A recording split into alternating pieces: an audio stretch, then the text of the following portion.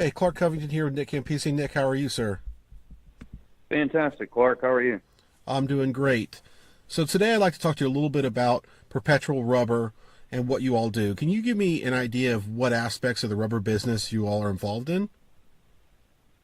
Yeah, I mean, our primary goal is we're a raw material supplier. We'll source raw material rubber that is often trashed to one company that we could then reprocess and offer to someone else that would be a benefit to them, whether it be through reclamation or recycling.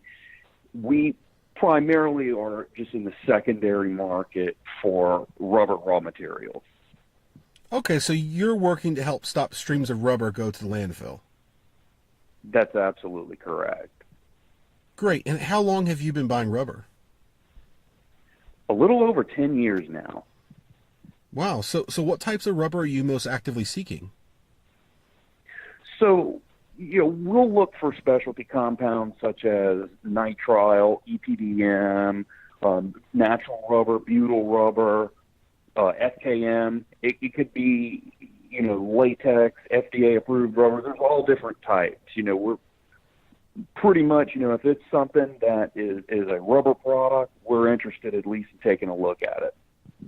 Okay, and can you walk me through a use case of a supplier? Of course, you don't have to mention their name, but where you're currently buying rubber from. What's the process start to finish for someone that's listening to this and wondering how it would all work? I'll give a good example of one of our clients that, they're in the oil and gas business, and they're producing just a very large amount of scrap through factory rejects, through, cleaning out parts that didn't quite come out correct. And they were just taking this rubber, throwing it in the landfill, paying a disposal cost. And, we were able to lower their disposal costs pretty significantly. And we're keeping the rubber out of the landfill. We further process the rubber by reducing the size, and we just make a wide spec powder that then goes into making other products with it. And so it's a full circle of keeping this product from going to the landfill, and the user is also putting money on their bottom line. Right, that's excellent. And what type of rubber, if any, are you guys not interested in? Is there anything you don't want to buy? The only thing that I would say don't contact me is whole tires. That's like the only rubber that there's just so many regulations involved with the acceptance of whole tires, whether it be truck, tractor, that's just outside of our wheelhouse, and we will not accept them. Sure, that makes a lot of sense. So what kind of demand are you seeing in terms of how much rubber you're looking for? So if someone has an excess of a lot of rubber and they might think, is it worth calling you? I mean, how much demand do you have?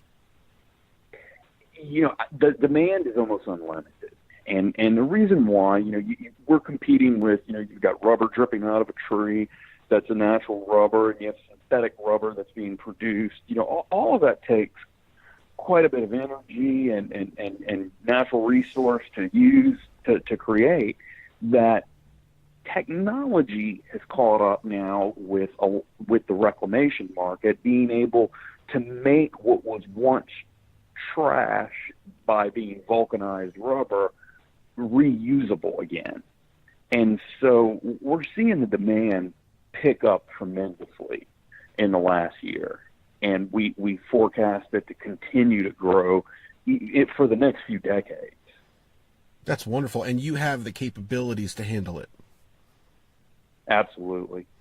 And speaking of that, are you available to come on site? Some of these deals may be a little complex. They may prefer to speak in person. Would you be able to come to a site and assess the situation and work things out there? It's not only being able to come on site, it's almost that we mandate it. And because there's a lot of things that can go wrong. Typically our process would work.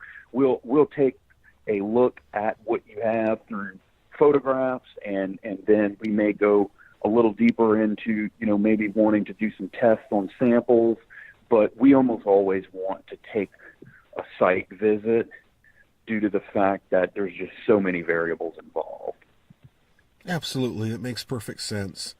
And if someone is working with you, is there a way they can receive any kind of certification for recycling and keeping this rubber out of the landfill? Absolutely. If there's any special request that's needed, we usually can accommodate.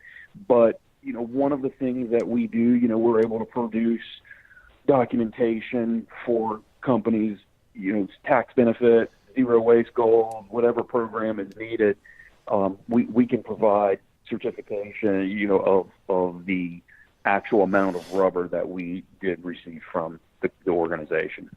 That's great. So in a way, you can act as a partner to save the supplier time. Absolutely. Okay. And in terms of confidentiality, if a manufacturer works with you, what assurance do they have that their rubber will remain anonymous? So, that's a really big concern of many of our customers. And, we're always willing to sign NDAs and understand, too, that we're able to provide a service that, we're not competing. We're not going to take this product, if someone's making a gasket, we're not going back into the gasket market with this product. It's typically going to be, we're just producing wide spec powder. Now, we do have issues where we do, or I said issues, but we have instances where customers may want a closed loop service where, we take their rubber, we reduce the size, we maybe treat it with a special chemical, and then we will return it back to them. And so that is one possible avenue that some clients will pursue. But ultimately, we have protocol in place that will keep anyone in the business or anyone from outside the business ever really knowing where that rubber came from. That's really good to know. And let me ask you this. This is probably a question a lot of potential partners would have. Where is the rubber going? I know you mentioned a wide spec powder. So it's typically going to go back into compounding, and that's going to be then made to make another product. So you'll have examples of some product may go from the top end of a part that was used in oil and gas. This is a mission critical part, and it may get turned back down to like a dock bumper at a warehouse, or a tank lining. So it eventually has to go back into a powder, to be introduced back into a new compound. Sure, that makes perfect sense. And what are some of the benefits of working with you compared to any other recycler? Well, if they go with other recyclers, typically they're guys that are going to be in the business of metals and plastics and different things. We're a specialty rubber, so usually we're able to give the customer a big advantage because, we don't have a lot of overhead in what we do like some of the other recyclers do. We'll partner up usually on a collection point, get the material where we need to process it. And, we're at heart really, we're a logistics business. We know how to move stuff around. We utilize rail, trucks, sea cans, and everything in between. And we just are able to keep the costs low to where we can put more money on the client's bottom line. That sounds great.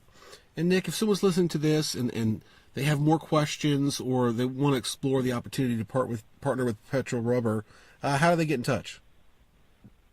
So the best thing to do would be just give us a call at 866-599-8288 or visit www.perpetualrubber.com and send us over a message. Awesome. Thank you so much, Nick. All right. Thanks, Clark.